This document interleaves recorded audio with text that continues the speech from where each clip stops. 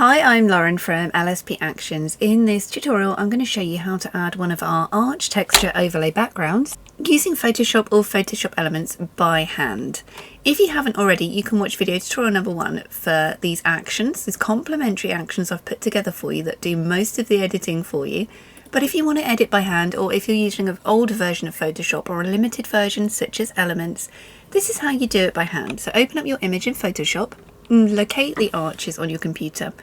You can either drag and drop one of these arch backgrounds directly over your image, or you can come up to File and choose Place Embedded, and you can locate the image and it will drop over. Now, of course, this comes in just as a layer. It's completely kind of a flat layer here in your Layers panel. Sorry, I've got a frog in my throat today. If you can't see your Layers panel, come up to Window and choose Layers. The first thing you're going to want to do is change the blend. Unless you're using it as a complete background replacement, change the blend mode. Up here in your Layers panel where it says Normal, you can change this to Overlay, Soft Light, Screen works if you're adding it to a very dark background, Multiply works if you're adding it to an exceptionally light background. For this one, I think I'm going to use Soft Light. And you can see the textures come in beautifully, but it has also come over the top of our subjects. Got a very kind of Renaissance vibe to that. So let me just fit this to our screen. So the first thing you want to do is make sure the light in your image and in the overlay matches. The light in this image is coming from camera left. It goes back to normal for a minute so you can see the light in the overlay is actually coming from the right. If you struggle sometimes with seeing light, the side with the shadow is actually the side from the light because the light is causing the shadow. So that means the light in this image is coming from on the arch is coming from the right, whereas the light in our image is coming from the left. So what we need to do is right click, flip horizontal. And that way we know now that the light in both images is facing the right direction. So I'm just gonna making sure the horizon line on the arch matches up with the horizon line on our backdrop. Much better suited for seamless backgrounds. If you're adding to a complex background, for example, you're outside, you've got loads of props or a busy background, you might want to use this as a background replacement. There are tutorials online for that on YouTube, there's lots of ways of doing that. We're focusing on the texture overlays for this video tutorial, and you can check out the other tutorials. So we've added it now, but of course it's not looking great. I don't even know what's going on with that eye. So the texture is showing over our subjects. So the first thing you're going to want to do is mask, adding a mask. You click the little icon, it's a rectangle with a circle in. That adds a layer mask. Of course nothing has happened yet. The layer mask is white, that means show. If I was to invert it to black, it means hide. Our arch is hidden. So if you grab a brush with, that's huge, set to black, and you start painting on this mask, you're going to be able to paint this overlay off of your subjects.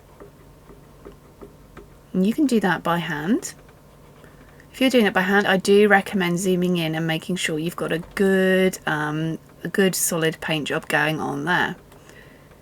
Another way of doing this, if you're in Photoshop Creative Cloud, is to click on your main image, select Subject.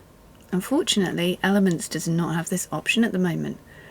And you see it's given you a kind of a really good selection. So now you can go back on the mask with your black brush, and it means you don't have to be quite so what's the word? Precise, that's the word I was looking for. Quite so precise, because the selection has been made. You won't be able to paint outside of the selection. Control Command D to deselect. Now you see here this ladder has not been selected as a subject. How rude. So I'm just going to grab my black brush and just come in manually on this one.